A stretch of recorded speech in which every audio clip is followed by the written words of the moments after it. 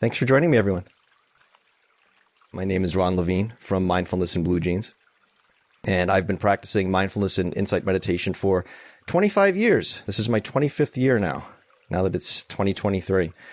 And I started practicing during a time when I was dealing with clinical anxiety and depression and a panic disorder that had blown up into agoraphobia. So I was trapped at home. I was on disability from work and couldn't go past my front door without experiencing panic. And happened to get paired up with a psychologist who, even back 25 years ago, was already several decades deep into practicing and teaching mindfulness and insight meditation. And this is what he offered me as a way of working with what I was going through. And I could not have been more unimpressed with his suggestion. My feeling was, I can't work, I can't be social, I can't shop, I can't do anything. My life has stopped. And here's a guy talking about, well, let's watch the breathing and see what happens. Awesome. Thanks, buddy. So he didn't give me anything else at first, and I was sitting at home panicking all day anyway and figured, all right, I'm going to give this a shot just long enough. I can honestly go back to him and say, look, dude, this didn't work. Can I have the real treatment now, please? 25 years later, I never had that conversation with him. I'm still practicing daily, teaching. It's worked out pretty well so far, and no one's more surprised than me. And I'm going to keep doing it as long as it keeps working for me. So that's what brings me here. And thank you for being with me, with whatever has brought you here. So what I'd like to focus on today are 3 techniques that I've found very helpful for centering, finding some sense of solid ground when I'm feeling untethered. And the first one that I'd like to talk about a little bit is focusing on the internal rather than the external.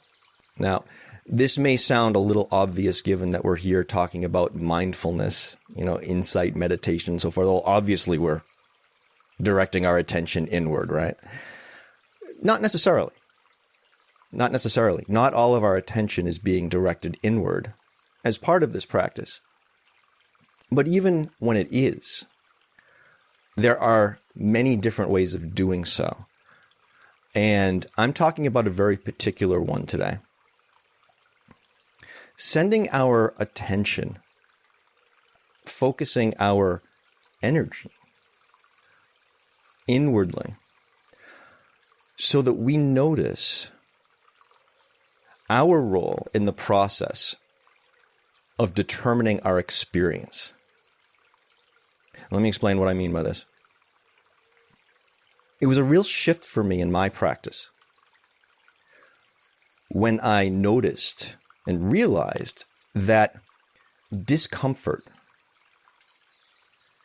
is always mental.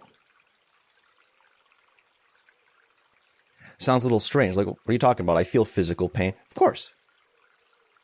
Of course we feel physical pain. We feel physical discomfort. But even though we can feel something coming from a stimulus that is external or internal, whether it's somebody punching us, right, or feeling like a stomach ache. Regardless of that, we provide the context for that experience, for that sensation, based on our perception and interpretation of it. I'll give you a funny example. We're big Seinfeld fans in this house.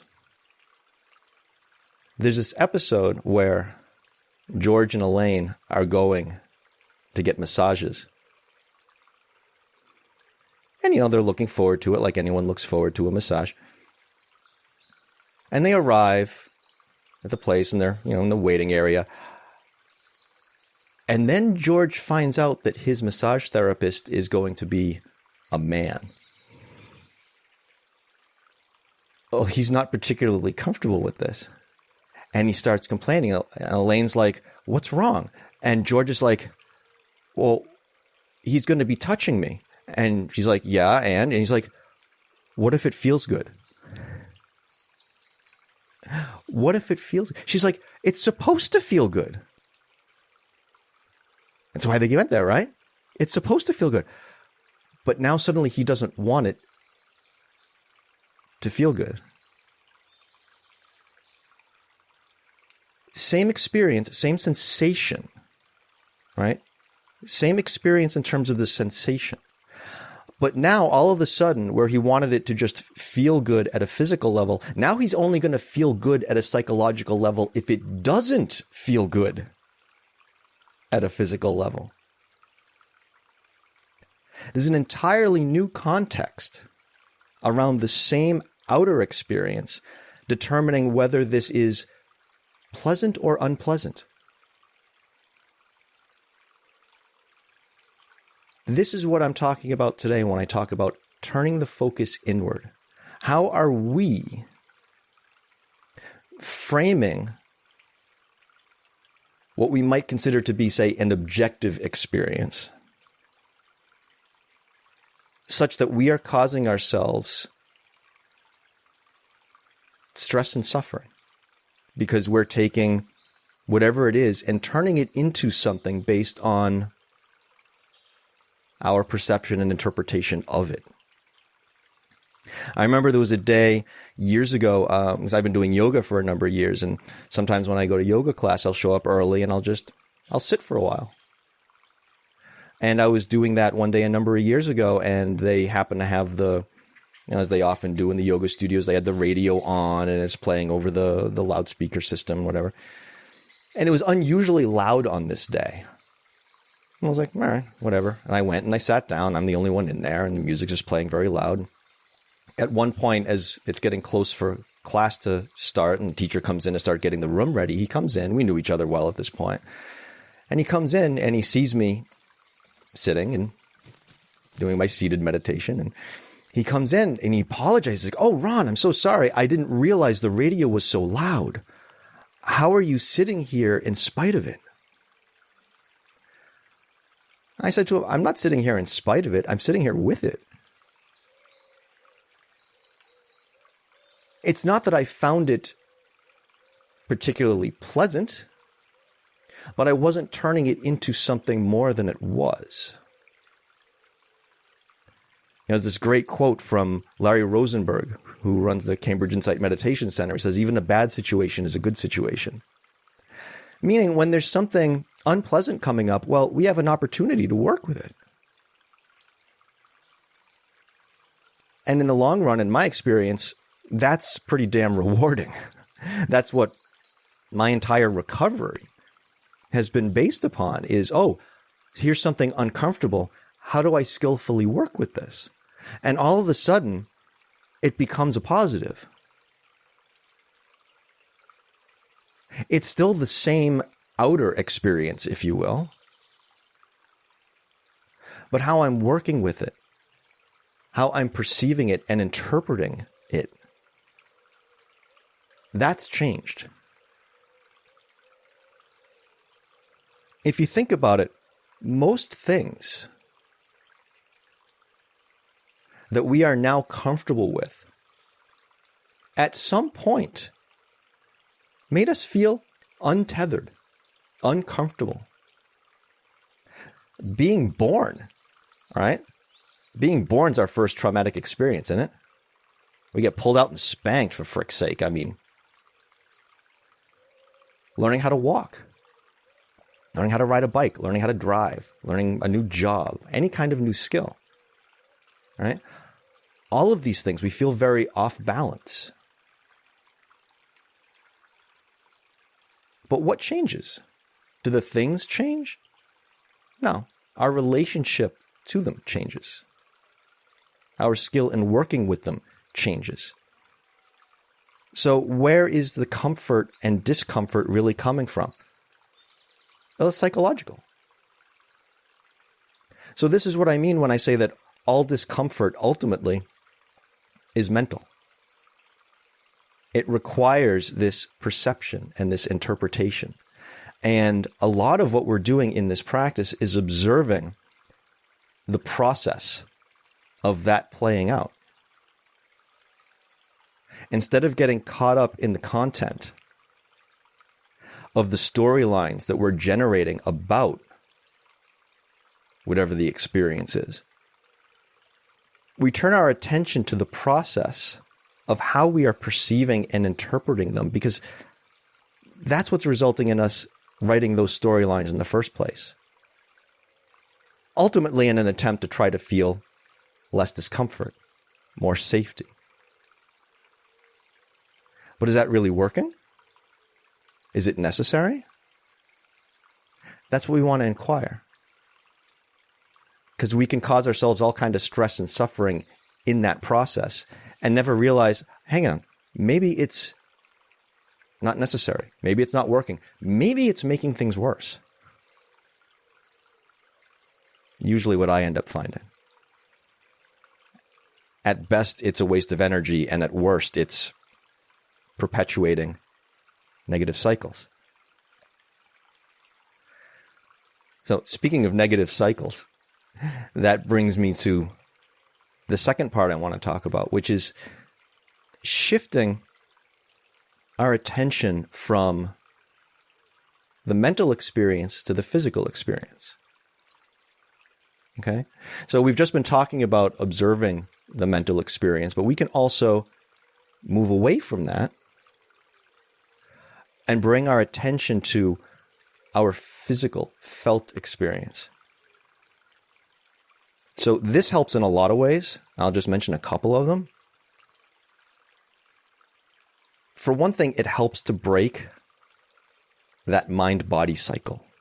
Right? When I'm talking about these negative cycles, a huge part of my problem when I was dealing with panic disorder was I was trying so hard to avoid panic that I was getting my body keyed up because I was hypervigilant, ready for battle. And when our body gets keyed up, well, what kind of signals does that send to our subconscious mind? Oh, there's really a situation here. And so the mind starts spinning up more. And as the mind spins up more, the body gets more keyed up. And we're off to the races. So I was generating panic purely out of an attempt to not feel panic. Storyline hell. Right? Bringing our attention to the physical felt experience can help break that cycle. If we're focusing entirely on, say, one body part and just noticing that, one of the things that we'll start to notice very often is how quickly we start writing storylines about it. And again, this is part of that process that we're here to see. This is part of that deconstruction process. Because if we're going to improve the situation, we kind of got to get the lay of the land first, right? That's what we're doing here. Something else that I find really powerful about bringing attention to the body is that it's an area where I feel like we maybe a little more willingly acknowledge that we don't have total control. Right?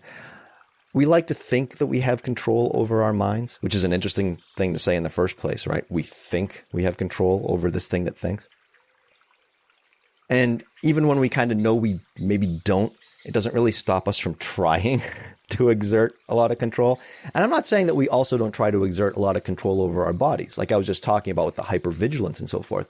But we know, I think we a little more readily accept and acknowledge at some level that things can happen in the body that are just beyond our control. Right? There's a lot of involuntary processes going on. If we could control our bodies entirely, we would never get sick, right? So I think we a little more readily accept that We don't have total control over this thing. And that's a really powerful thing to bring attention to. That really implies a level of openness and curiosity. It's like, hey, I don't really know everything that's going on in this particular section of the body. I don't know how it's handling its stuff. It's just taking care of it on its own. And I don't know how it's going to feel 2 minutes from now.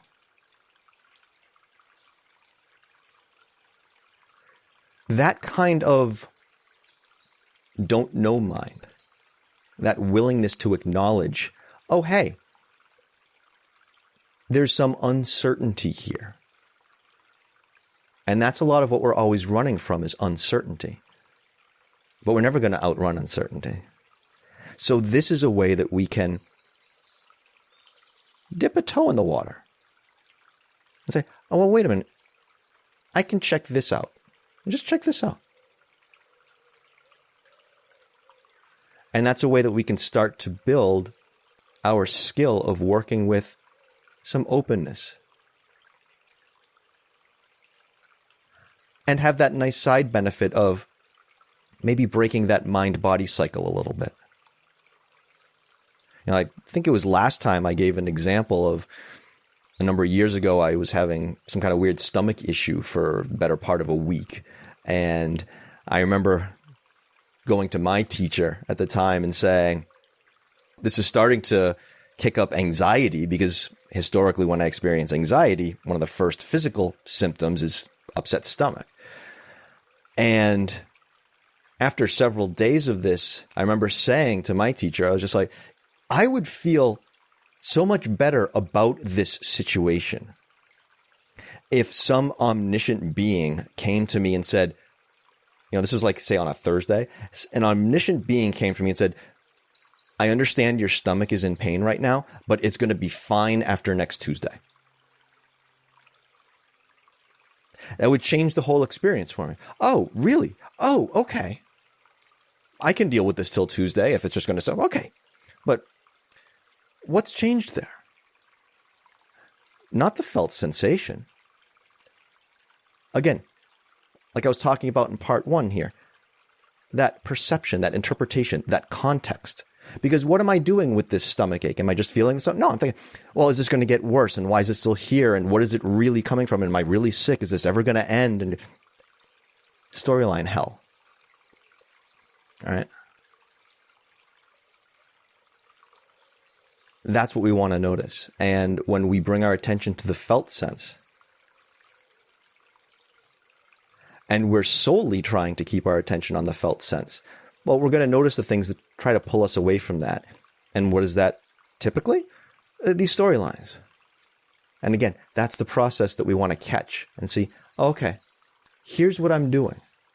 Like I said at the beginning, here's my role in the process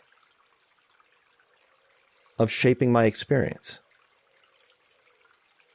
So this aspect of being open to working with what is not in our direct control brings me to the third part, which is noticing the reactions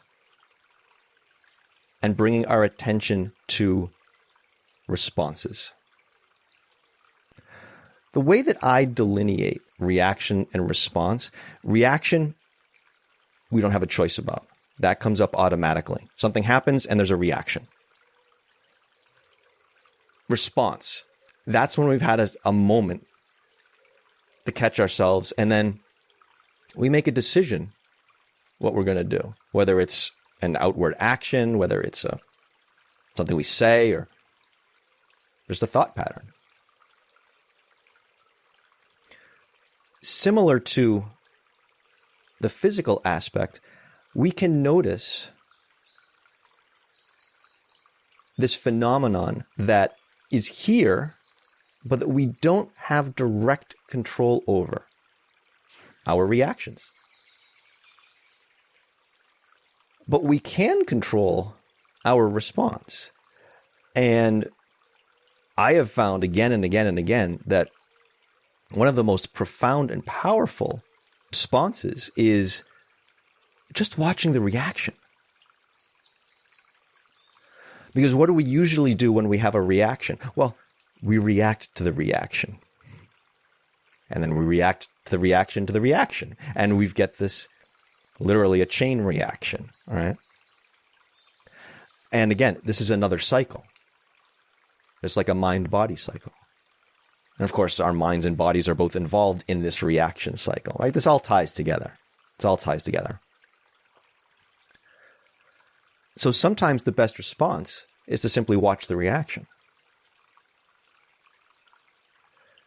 Now, this isn't a passive practice. This is still an active practice, still an active process.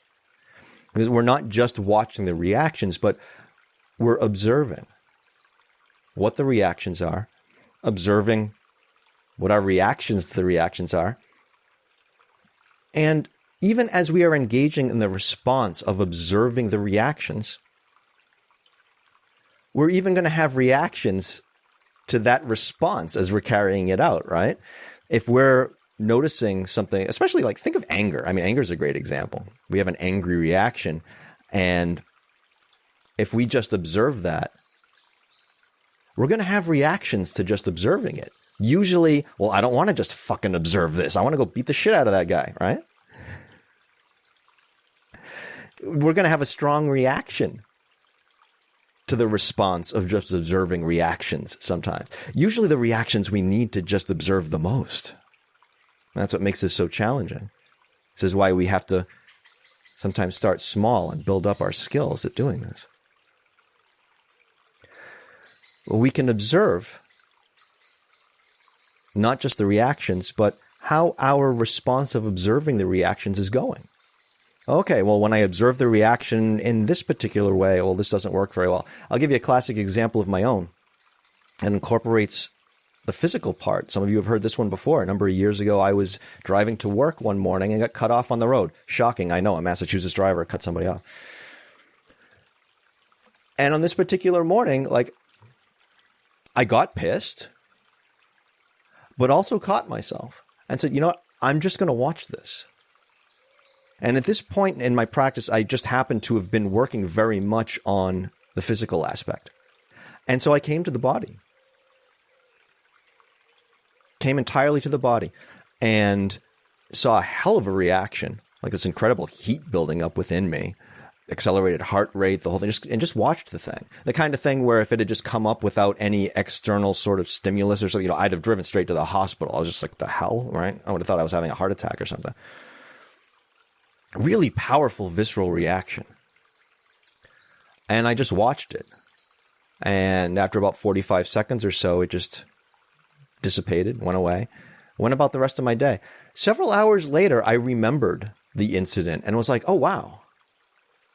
There was a time when my reaction would have been to, even if I didn't go and try and cut the other guy off back or something, all right? Reaction would have been to keep replaying it in my mind and getting angry about it over and over and over again, thinking about all the things I should have done or could have done, or whatever, right? And would have been stewing on it all day. But by bringing my attention solely to the physical aspect and simply watching the reactions, it had a chance to just process, and I forgot about it for hours and then remembered and was like, oh, holy hell. Like it was, wow. Again, another big shift in my practice. I like to think of it as data gathering. We're scientists. We're working on ourselves. And again, like I said before, if we're going to improve the situation, we got to get the lay of the land first. So we got to see what the shit is. In this practice, we are opening up to what's here, and we're opening up to what we are doing with what's here. We're not always going to like what we find. That's actually kind of why we're here. To find those parts so that we can address them skillfully. You know, like I always say, I call my practice mindfulness in blue jeans. It's a blue-collar practice. We're going to get a little dirty. All right? What was interesting for me was in the example I gave earlier of when I was having the stomach issue. Like I say, that was going on for the better part of a week. And then I remember one morning I was doing my sitting and I just kind of watched. Came back just to the physical sensation. Watched what I was doing with it. Watched my reaction to it. And my reaction to something, like most of us, when there's some kind of discomfort, is to tense up around it. Which, of course, was just making it worse. And I watched that I was tensing up around the sensation. Watched that I'd been fighting the sensation. Watched I'd been arguing, badgering with this part of myself. And just watched that for a couple of minutes. And this space kind of opened up. Because suddenly all this energy that I'd been diverting towards this battle wasn't going there anymore. And suddenly there was an openness. And in that openness came this compassion and this almost sort of sense of, what the hell am I doing? And I felt really badly. Like, I literally, not out loud, but in my mind, I apologized to my stomach. I was like, dude, holy shit, I'm sorry. Like, I can't believe I've been doing, like, what the hell's wrong with me? Let's get through this together. Now, that in itself, by the way, was a reaction. I count that as a reaction, not a response, because it's not something that I deliberately did. It's just what came up. It wasn't something I chose. It's just what arose in that space. But it only had a chance to arise in that space because I engaged in the response of watching my reaction, the initial reaction, rather than getting caught up in the cycle of the chain of reactions. So my response to the initial reaction paved the way for a much healthier reaction to arise. This isn't a magic practice, but sometimes it feels that way. And that was one of those moments. It's like, so if I just apply pressure over here, this happens. Cause and effect. Like, oh, interesting. And that's what we're doing here with these three techniques. Oh, let me try focusing energy and attention over here. Let's see what happens. I think it's time to do some sitting, and we'll work with this a little bit. Okay? Let's begin, as we always do, by imagining we are suspended from the ceiling by a piece of string attached to the tops of our heads. As a nice cue to sit up straight without adding any extra tension to do so.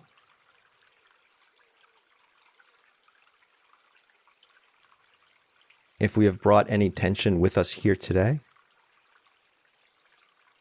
physical tension, mental tension, emotional tension, that is completely fine. Often our reaction to tension, as I was mentioning a moment ago, is to bring more tension to it in an attempt to get rid of it. Like me tensing up around my stomach that was already upset. Does that work? Not in my experience.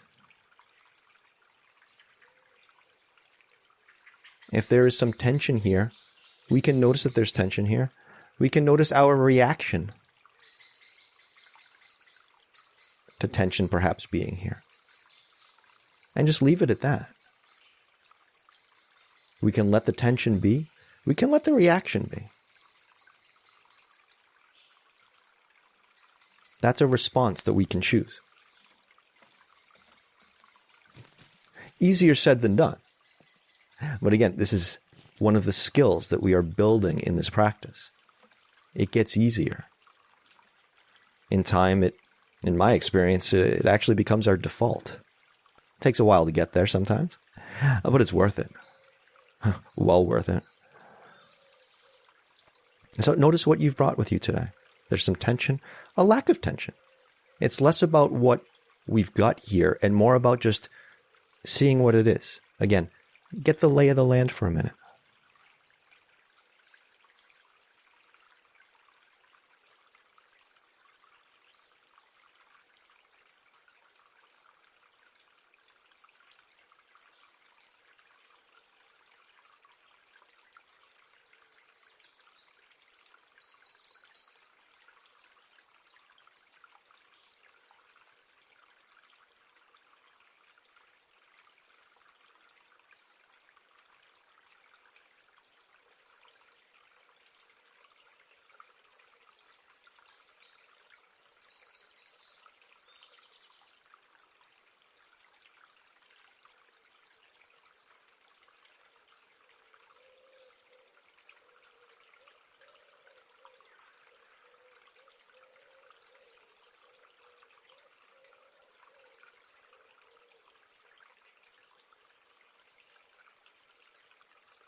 If you haven't already, you may begin to bring your attention to your breathing.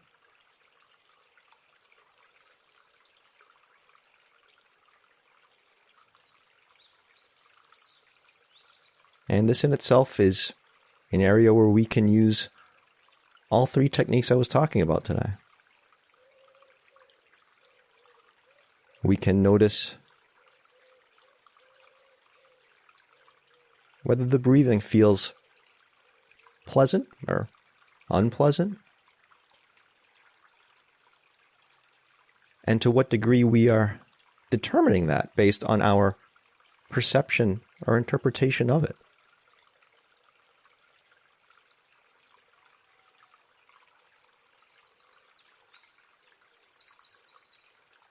Perhaps we find the breathing pleasant because we haven't paid attention to it all day, or maybe for much longer than that. Perhaps we find the breathing unpleasant because, well, we're here meditating, right? We're supposed to have a nice, deep, long, contemplative, meditative breath, right? But we don't seem to feel that right now. What the hell's wrong?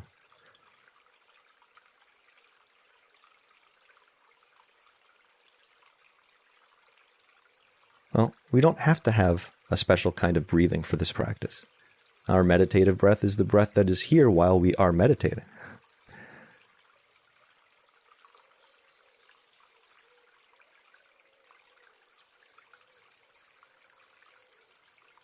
We're not here to create a certain kind of breathing. We're here to notice what kind of breathing is here.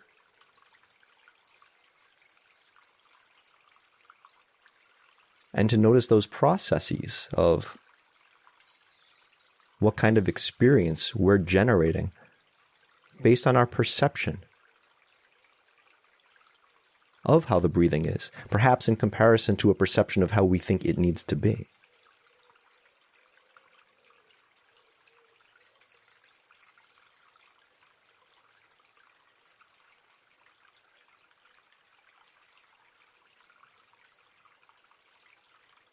We can use the breathing as a way to anchor on a particular part of the physical body, bringing our attention from the mental to the physical, that second aspect we talked about today.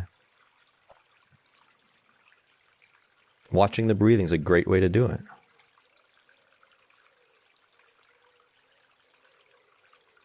We can notice rising and falling of the chest or the stomach. You can notice the passage of air through the nostrils or the back of the throat.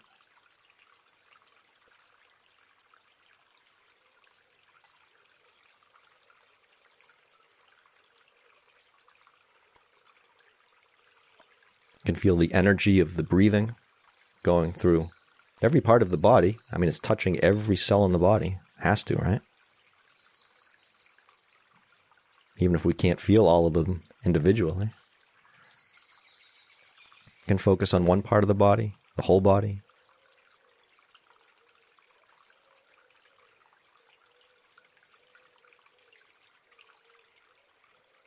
And we can watch our reactions to all of this.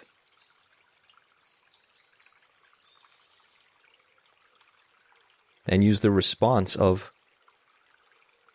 simply watching those reactions.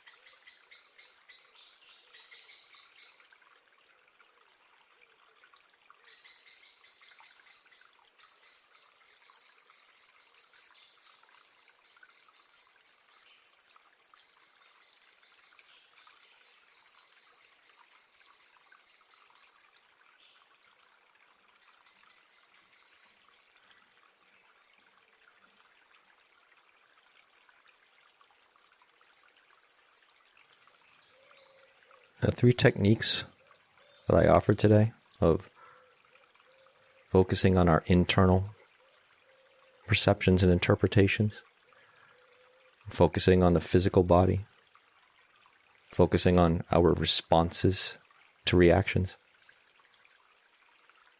We can work with 1 of these at a time, 2 at a time, all 3 together. There's overlap among all of them.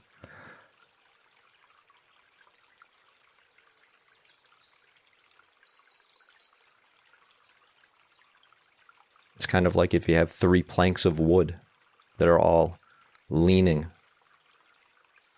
in such a way that they're holding each other up.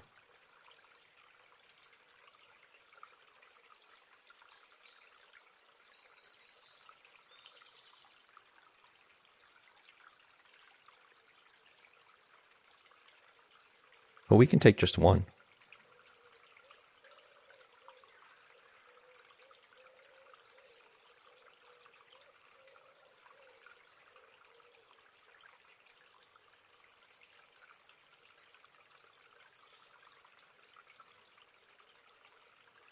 When I'm feeling particularly ungrounded, I will typically just sit with a part of the body. Just that. Just noticing that. Keep it just that simple. Not easy. Part of what's not easy is keeping it just that simple.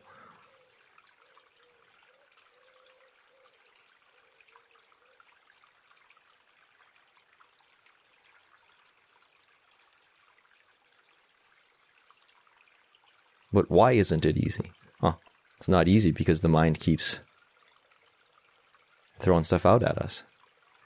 And that's okay. It's a mind. That's what they do.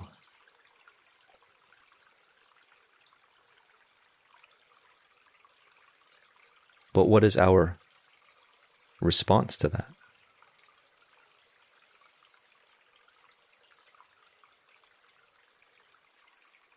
Rather than starting another chain reaction, picking up everything that it throws at us, okay. I see that you've thrown this thing out, and here it is, and I don't have to pick that up right now. I'm breathing with this part of my body, and I'm just going back to that.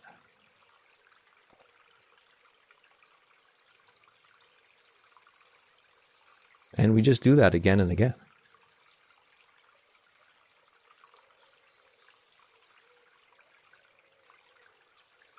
often what I end up finding is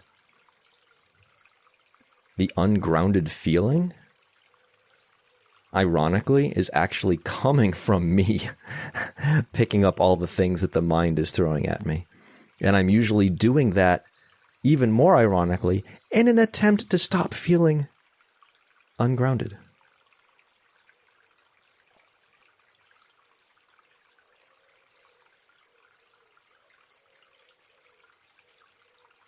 The process I'm engaging in an attempt to get away from a certain discomfort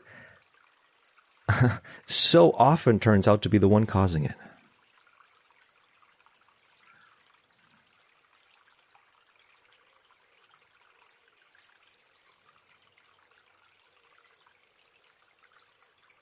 What we're doing here is creating the space to finally see that.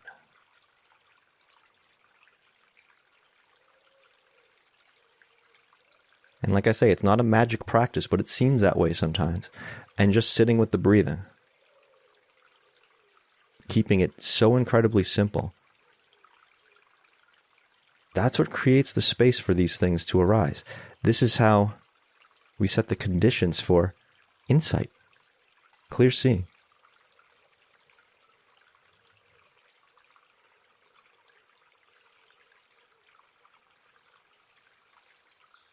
That's why we call this insight meditation.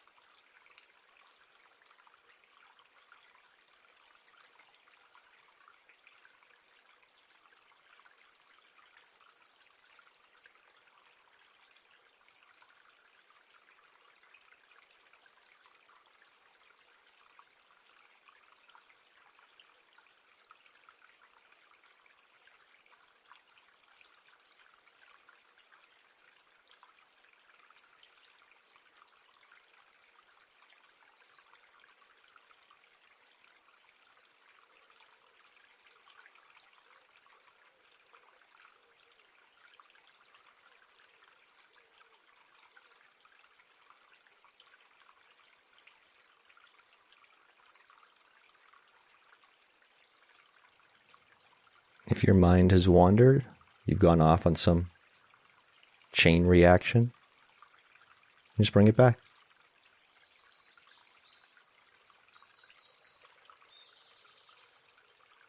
Notice if one of your reactions to perhaps losing the breathing for a bit is to condemn yourself for having lost the breathing.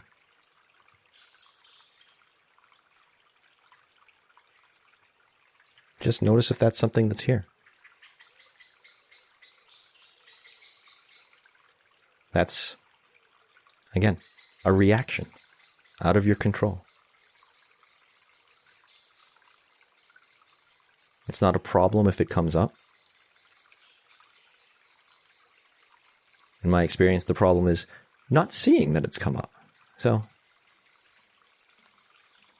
again, like I always say, it's what we came to see. If that's what came up, that's what came up. And we come back.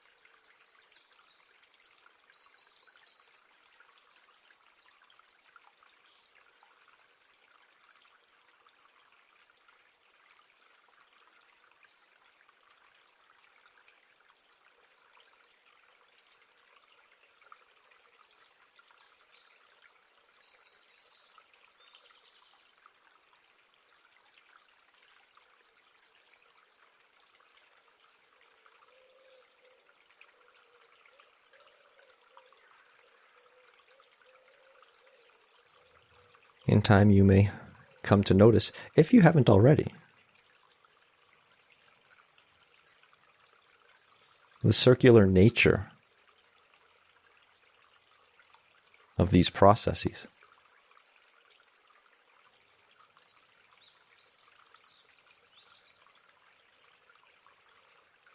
We're examining our perceptions and interpretations, but we also have perceptions about our perceptions. We also interpret our interpretations.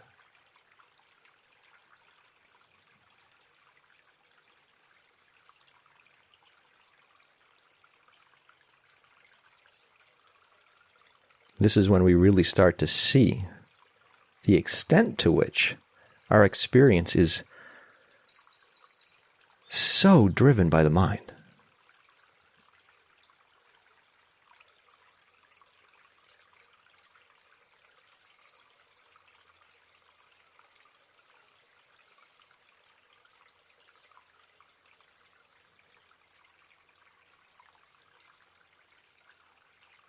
Fortunately, that's something we can work with.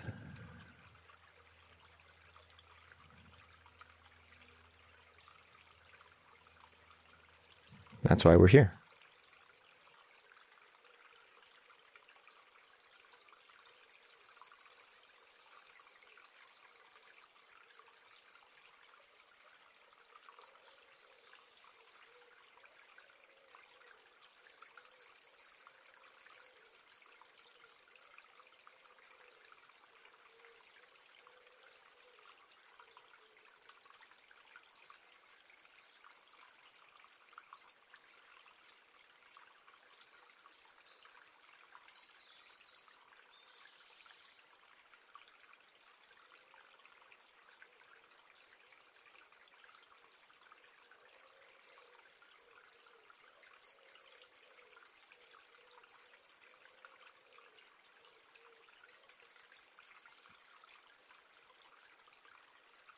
I invite you to notice your reaction when I say that we will be sitting for 3 more minutes. Notice it. What came up? Just see what it was.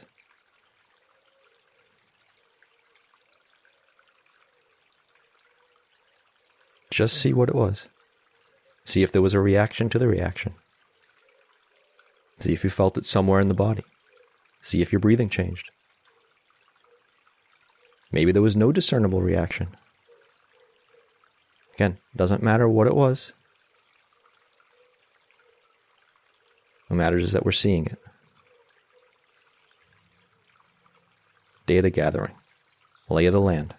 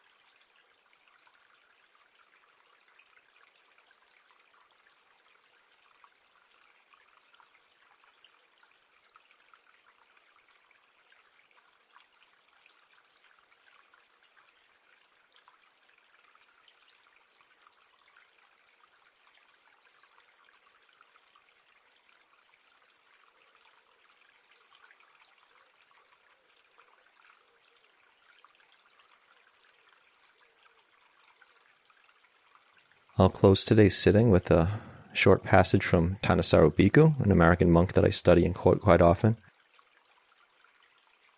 This is from a piece he wrote called Get Real.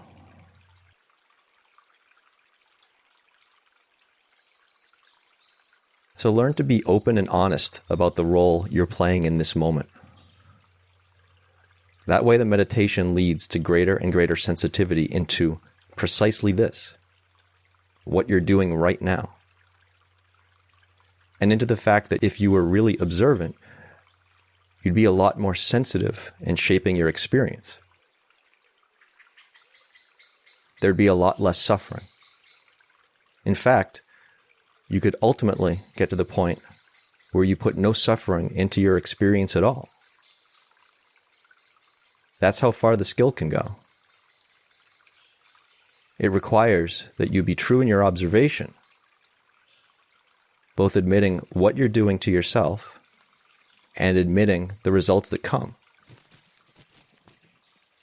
At the same time, using your ingenuity to figure out how to do things better. So this is where those qualities of sensitivity or tenderness on the one hand and strength on the other come together. The sensitivity lies in allowing yourself to see really refined things. The strength in admitting the truth for what it is.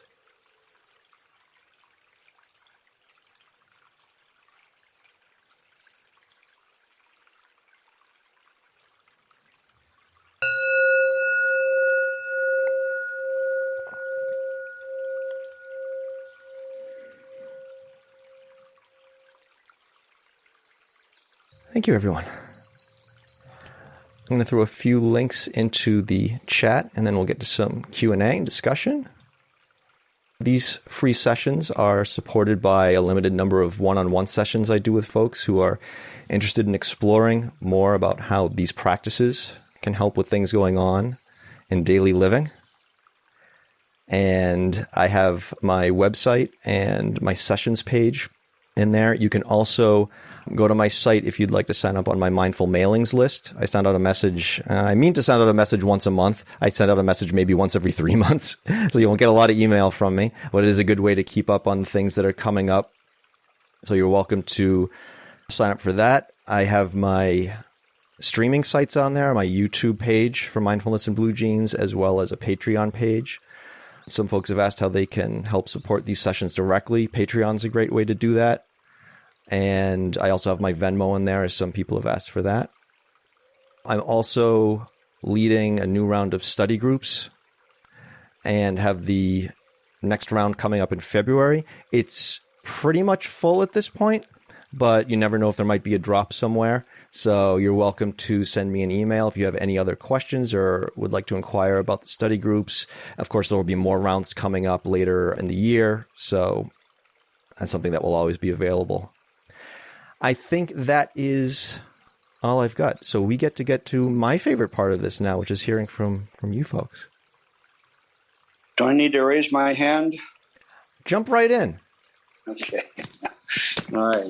I thought it was very interesting when you said this is going to end in 3 minutes, and that just stopped the entire meditation process, because then I thought I stopped one project so I could do this, and then how many other projects do I have now, and what am I going to do next? And so, yeah, that was created a burst of anxiety. So that's very interesting. Thank you for doing that. That's very insightful. Cheers for sharing that. It's interesting the reactions that can come up around that. Some people, depending on the sitting, depending on the person, I mean, sometimes it's like, oh, geez, I can't get through another 3 minutes of this shit, right? and then other times it's like, only 3 minutes? I haven't gotten anywhere near where I wanted to be. Get it all in, get it all in. You know? That's, it's always a great way to see what the mind's looking for. It's a great way to clarify what it is that we want. There's an example that I give on here sometimes of, it's just one of my favorites because it resonated so deeply for me. Anyone who ever watched the old HBO series Boardwalk Empire, there was a scene where the Jewish gangster, Arnold Rothstein, He's talking to one of the other guys who's this guy comes to him. He's having trouble making a decision. And Rothstein says to him, okay, anytime you're having trouble making a decision, flip a coin. When the coin is in the air, you'll know how you want it to land. We know what we want. I mean, there are times when we legitimately may not know. But I think 99% of the time in my experience, it's not that we don't know. It's that we're trying to come to grips with what it is. And sometimes we need a little nudge like a coin in the air or the prompt that there's only 3 minutes left in the sitting to kind of uncover what that is. So I say, these are the things we're here to see, but they're not always just going to show up. We got to know the right rock to look under. We got to where to light the fire under it. Cheers for sharing that. I'm glad it had that effect. I find that it often does on myself as well. Hey, Phyllis. Hi. Great to see you. Good to be here. Well, when I heard 3 minutes, I was surprised. And I was amused by that because when I started the meditation, I was not in the mood to meditate. I had didn't have enough lunch. I was rushing around all morning, and so my agitation was feeding me, if you will. So I was getting quite a bit out of being agitated, victimized. But as I sat and began feeling and watching the breath, I couldn't get enough of it. It felt so good. So your 3-minute warning was really a surprise of amusement because here it was an activity I didn't want to do initially, and now I was really into it. So that change of heart, if you will, and mind was amusing. Cheers for that. And it's funny you should use that phrasing of the feeding. Because I mentioned the study groups earlier, and that's something I'm going to be concentrating on in some of them in the next rounds that I've been preparing, is when the Buddha talks about clinging. The word, the Pali word that was used for clinging also was used to mean feeding. Mm. And a lot of what we talk about is what we're feeding upon, not just physically, but mentally.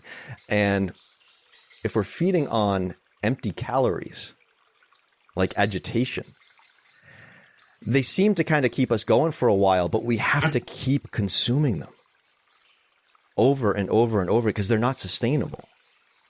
But we keep doing it because we're in that cycle. No, I need more. I need more. I need more. And it's not until we finally, for whatever reason, and usually it's not till we have our back against the wall and we have to, right? Like I always say, humans, we always do the right thing after we've exhausted all other options. So once we finally get to the point where we're like, oh, wait, okay, let me try this. And we start feeding on something that is sustainable. That's when we have that moment of like, what the hell have I been doing? That tends to be one of the hardest parts of this practice is we need to get over that initial hump. We need to change that initial momentum. Once we do, we're just like, why did I wait so long? But it's in that initial doing. And that's why it's such an important thing to sit and watch what we're doing. Get that lay of the land so that we can not only understand at an intellectual level, oh, here's how the cycle is playing out and here's how I'm generating it, but we also feel at this felt level. One of the words the Buddha used was samvega. It's like this horrified dismay, this visceral sense of, the fuck am I doing? And that's where change comes from, right? The change doesn't come from up here. We understand the stuff logically here, but change doesn't come from there. If change came from up here, then politicians and advertisers would talk to us at an intellectual level, not an emotional level. All right. Change comes at the visceral level. So by watching this over and over again, we feel like, holy shit, this sucks. And that's where change comes from. And that's what you experience. And I don't want to say what you experienced, but that's what you describe. And you phrased it beautifully. Oh, I was feeding on this and then changed and started feeding on this after, and wow, what a difference.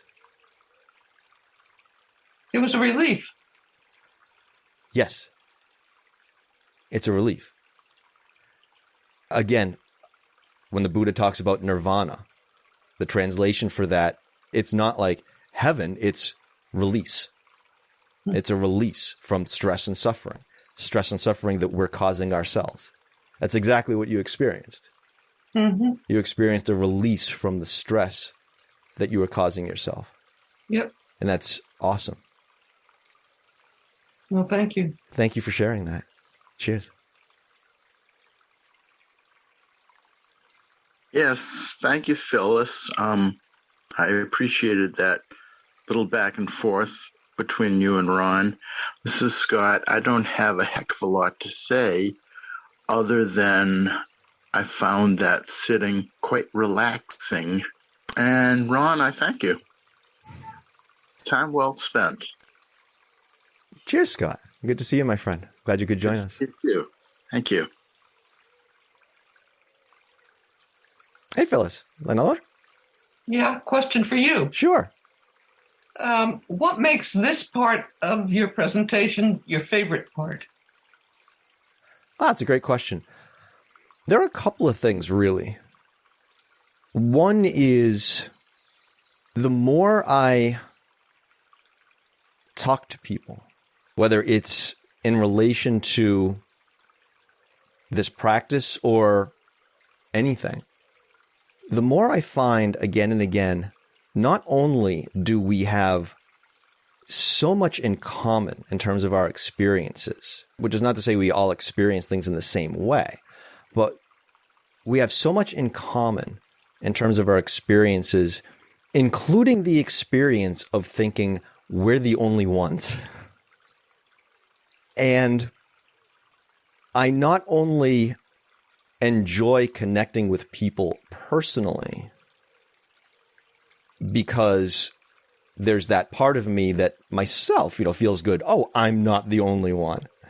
But also being able to provide a space where a group of people are able to share things and collectively maybe feel, oh, it's not just me. That's one of the things. Another thing that I really like about it is I'm classic type A personality. I prepare. I over-prepare. Part of my practice is working with not over-preparing things so much. Sometimes I succeed, sometimes not so much. So when I do the first part of these sessions, I put a fair amount of preparation into it. Even though this is stuff I talk about a lot, I'm primarily concerned with getting my message across in a way that is clear, because that's not always the easiest thing with this subject matter. So I tend to put a lot of effort into that part of these sessions. But anywhere we put in that much effort, there's bound to be a reduction in spontaneity. And it's in the spontaneity that we find the best shit, really. And I don't know what's going to come up in this part. Right. And the Buddha himself said that the Sangha, the community, was the most important part of the practice. And nobody, I think, summed that up better than my first teacher, the psychologist who got me started, who said, you can't see what's in the back of your head, I can't see what's in the back of my head, but we can see each other's, right? And very often somebody will raise a question or an observation, a perception that I wasn't expecting or something I hadn't thought of, and it'll bring something out in me that I would not have otherwise found, or perhaps that I had forgotten. Oh. And again, this owes to that spontaneity. I can't plan for that stuff, and it would be ruined if I could. Mm-hmm. So again, that's this part where the community and the discussions and the Q&A and these sorts of things, I find them immensely valuable. Again, as that first teacher once said at the close of a session, I went to his a group session he did at the Insight Meditation Center in Cambridge. He said, anytime I feel like I've left one of these where I've learned something, I know other people have learned something. Now, he's been doing this shit 50 years, right? So those are like the big reasons why this is my favorite part. So when you were crushed with your agoraphobia, did you feel deprived of this social interaction? I felt deprived of basically everything. I mean, I certainly was deprived of social interaction. I wasn't going anywhere, but that really wasn't my primary concern. My primary concern was, the functioning. The crushing, right. the crushing dread and depression and panic. That pretty much took up the entirety of my, how do I stop feeling this? Yeah. And finding out the hard way that, well, it was in my attempt and the kinds of things I was attempting in an attempt to stop feeling it that was actually prolonging it and making it worse. So that's one of the things that you might say that psychologist was helping me through in the early part of my practice, was getting the lay of my land. Like, okay, yeah, here's what's here, but how you working with what's here? And how's that working out? Oh. Mm-hmm. Personally, in my dark moments years ago, I was keenly aware of what my life was missing. Mm-hmm. And that's why I asked that question. I didn't know at the time how to go about getting it. And if I got it, I didn't know if I'd be happy with it. But it did feel like there were missing parts. And sometimes that in itself is what will cause our depression or anxiety. Yes. That perception. Again, right. That perception. Well, it's what I call requirements for happiness. Yes. What are Everybody else has this, but I don't. Yeah. Yeah. It's a requirement for happiness. And like I say, every time we have a requirement for happiness, that's ironically another thing we have on the list that we can point to and say, that's why I'm not happy. Mm-hmm. We decide whether we're happy with X based on if other people have X or Y and so forth. It's that perception, that interpretation, that context that we're putting around it. And then what are we doing with that? Are we creating a bunch of storylines around that? And then by doing so, perpetuating it? And what happens if we stop? Again, it's that feeding. What are we feeding on? Oh, interesting. What if I feed on something else? Something that doesn't cause this kind of stress and suffering. What happens? I mean, you're always welcome to go back. I always say you can put your psychological weapons down for a minute. They'll be right there if you want them back again. Thanks. Cheers. Thank you for sharing that. Great to see you all. Thank you for joining. Cheers, everyone.